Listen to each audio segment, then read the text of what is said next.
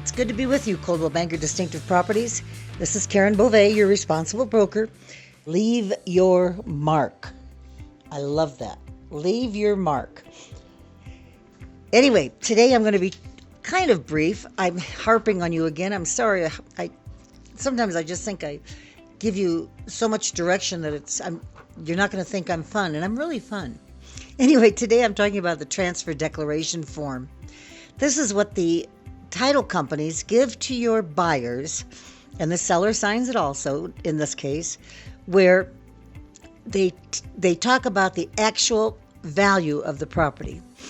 The transfer declaration is required for two reasons. First of all, determine whether the transaction is valid, and then to determine if personal property or seller concessions are present that the assessor could incorporate in assessing the home value.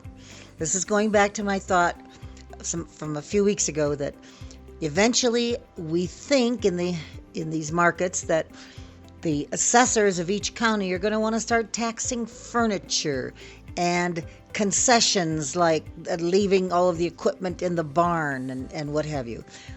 They haven't yet, and I know that they're going to warn us before they do it. It also determines the validity of the sale. They need to know whether the property transferred is a qualifying sale of real property. Is the transaction between related parties? They need to be able to know that. If the transaction is vacant land, this is the only way to inform the assessor about the transaction so they have accurate data. The incorporating personal property or seller concessions is a factor when the home value is assessed. You know, we sell homes or condominiums for, say, $500,000 fully furnished. Well, we also know that a part of that value is the furnishings. Now, the assessor is going to, we understand, it's going to be acceptable for you to write a nominal fee in for that personal property, or you can just write down the word nominal. Now, let me back up and say, don't forget your buyer and seller signed this personal property declaration, but I would like to have you be present at the time, and I'm going to start requiring that this form always be, if you got it from the title company, if they did it at the closing, it needs to be in your closing files, because they can come after us, your realtors, if it's not in the file. There are some missed questions that people seem to leave blank. The assessor isn't going to assess it. He's not going to take that anymore. You need to fill out all the questions, especially now the condition of the improvements of the property. This is important to the assessor at his office when determining the value of the property. Don't forget, it's going to affect your seller's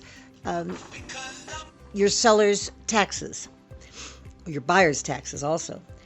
They want to know the date of the contract.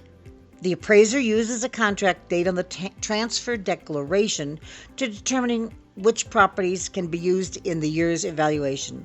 And then if the property is an exchange, if you have a buyer doing a 1031 and there is an exchange, they need to know what is exactly being exchanged to help them during the evaluation. Always keep a copy of this form, or you could get fined. And also, please tell your buyers and your sellers, it's important to know that when they're doing these assessments, the assessor's office occasionally finds that a transfer declaration is missing. Then he's got to send it out to the homeowner to fill out, and it slows up the process. If the form is not returned, the assessor can assess a penalty of 0.25% of the sales price. Oh my goodness, did you hear that right? 0.25% of the sales price. It doesn't happen very often, but just in case, make sure the home buyer knows how important it is to keep their copy in case it is ever needed later. That's all I'm going to give you for today. You can get these forms, of course, at your title companies. It's called the Real Property Transfer Declaration. It is a confidential document. That's all I'm going to bore you with. Talk to you next week, and have a fabulous week.